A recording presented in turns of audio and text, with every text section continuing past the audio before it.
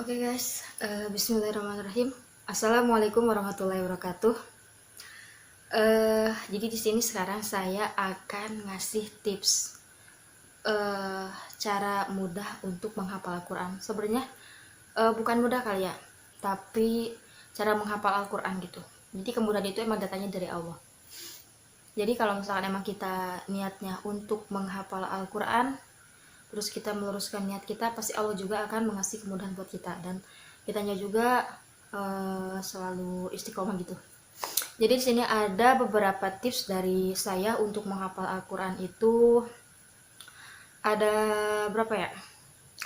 Kemungkinan ada 6. Enggak sih, tapi emang ada 6. Jadi yang ke satu itu tipsnya itu kita harus meluruskan niat, dan kita harus niat gitu dengan sesungguh-sungguhnya. Jadi kalau misalkan kita tanpa niat untuk menghafal Al-Quran, pasti Allah juga tidak akan meniatkan untuk orang itu akan hafal Al-Quran kayak gitu. Terus yang kedua itu kita sholat hajat, karena sholat hajat sama sholat istihoroh atau sholat sunnah-sunnah yang lain yang Rasulullah suka dijalankan gitu, pasti kalian juga pada tahu. Karena sholat sunnah itu, sholat sunnah hajat kayak sholat sunnah istihoroh sama sholat duha kayak gitu, itu bisa membantu kita untuk memperlancar menghafal Quran gitu. Jadi insya Allah gitu Allah juga akan ngasih kepada orang-orang yang ingin meniatkan menghafal Al-Quran. Yang ketiganya itu kita harus banyak-banyak berdoa, ikhtiar, karena berdoa itu akan membantu juga kita. Karena kalau kita ingin menghafal Quran, kalau misalkan nggak ada doa, ya percuma. Masa sesudah sholat gitu nggak ada doanya? Masa iya kan? Ya nggak mungkin. Yang keempat ada, kalau saya gitu ya, yang keempat itu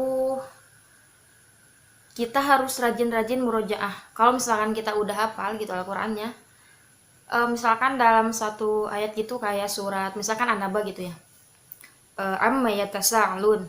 Nah, dari ayat 1 gitu, amma yatasaalun, kalau bisa, kalau saya sendiri gitu ya, saya paling ngulang itu dalam beberapa kali, karena ayat itu kan ayat yang amma yatasaalun itu si ayat itu cuma dikit doang gitu, cuma ada beberapa huruf, jadi cuma beberapa kali ngulang doang gitu. Nanti kalau murojaah baru saya ulang semuanya kalau murojaah itu kayak gitu. Jadi yang ke intinya gitu, sering diulang murojaah. Yang kelima ya, yang kelima itu kita rajin-rajin sebelum kita setoran ke guru, kita rajin-rajin ke temen menyetor ke teman dulu sebelum ke guru kita kayak gitu. Jadi temen itu yang bikin kita ini gitu, apa sih namanya tuh, refleks, bukan refleks, apa sih, jadi kayak berani gitu. Jadi kan temen itu kan kalau misalkan kita gak hafal kan suka dibantu gitu. Kalau misalkan masuk ke guru kan pasti gak akan gitu, jarang, karena kan guru itu kan emang ngetes gitu kemampuan kita tuh nyampe mana kayak gitu. Terus yang keenamnya itu ada store ke guru, baru itu store ke guru, karena guru itu yang bisa membantu kita, dan pasti guru itu suka membantu kita gimana caranya menghafal, dan beliau juga pasti udah hafal Al-Quran, jadi beliau juga akan ngasih tips buat kalian. Jadi kalau misalkan kita store, oh misalkan anak ini kemampuannya segini gitu, misalkan beberapa persen gitu, pasti gurunya juga pasti akan membantu gitu, orang itu pasti akan menghafal Al-Quran, ingin bisa menghafal Al-Quran juga, insya Allah gitu. Allah juga kalau misalkan kita ada niatan untuk menghafal Quran, Allah akan kasih apa sih, karunianya gitu, hidayahnya buat kita, pasti Allah juga akan kasih, dan Allah juga pasti akan ngasih gitu buat kita, pasti insya Allah bakal hafal Al-Quran. Soalnya kalau menurut saya gitu, hafal Al-Quran itu emang bener-bener berat banget. Karena beratnya apa? Kurang istiqomah. Kalau misalkan kita nggak istiqomah, emang susah juga. Jadi kalau penghafal Quran itu emang harus rajin-rajin murojaah, harus rajin-rajin setor ke guru, harus rajin setor ke orang tua, bisa marah orang tua yang lebih baik gitu. Dan harus rajin juga setor ke teman. Ya gitulah pokoknya mah. Saya juga yang apa sih namanya tuh, setor ke teman juga gitu ya. Sering banyak yang dibantu gitu. Nah, justru yang banyak dibantu itu yang suka saya inget, dan pas setoran ke guru itu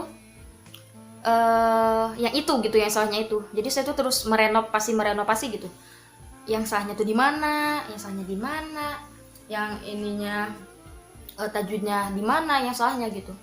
Huruf hijaiyahnya yang benar, apa yang salahnya itu di mana, jadi tahu gitu. Jadi keinget. Terus iya benar, aku lupa cara menghafal Al-Qur'an itu ada satu lagi. Kita kalau misalkan menghafal Al-Qur'an jangan sampai kayak misalkan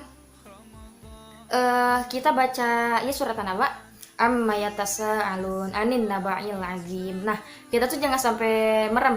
Jangan sambil merem, karena kalau misalkan kita sambil merem, sebenarnya itu bisa memudarkan menghafalannya. Karena kalau misalkan kita merem sekalinya lagi pasti bakal lupa. Kayak gitu. Jadi kalau misalkan hafal Quran tuh udah kayak gini aja. Terus mending kita naruh Al-Qur'annya itu segini aja, karena ada aturannya gitu. Kalau misalkan segini kan berarti enak gitu, kalau bawah kan berarti kayak ngantuk gitu. Kalau misalkan kayak gini terus setor kayak gini gitu ke teman, ini nih aku mau setor dong, kayak gitu. Jadi enak aja kayak gitu. Pokoknya semangat buat kalian yang penghafal, ingin gitu menghafal Al-Quran. Insya Allah Allah kasih gitu. Saya gitu yang awalnya gak mau pesantren, yang gak mau hafal Quran, Allah kasih kok hidayahnya, Allah kasih kok karimahnya buat saya. Allah juga ngizinin kok saya buat hafal Al-Quran 3 juz, Al-Quran 5 juz. Allah juga kasih kok. Allah gak akan ngasih orangnya yang tidak berusaha. Allah pasti akan ngasih orang yang berusaha, pastinya. Itu Allah janjikan kepada umatnya. Nah, pokoknya sekian dari saya. Buat kalian semangat, hamasah lillah. Insya Allah Allah berikan buat kalian menjadi hafizoh 30 juz, amin. Insya Allah doa orang tua, kalian minta doa orang tua, minta doa guru-gurunya, semoga Allah kasih. Allah pasti akan ngasih kok, amin. Doakan juga. Terima kasih, bye bye. Assalamualaikum warahmatullahi wabarakatuh. Ya guys, jangan lupa like and subscribe and comment ya.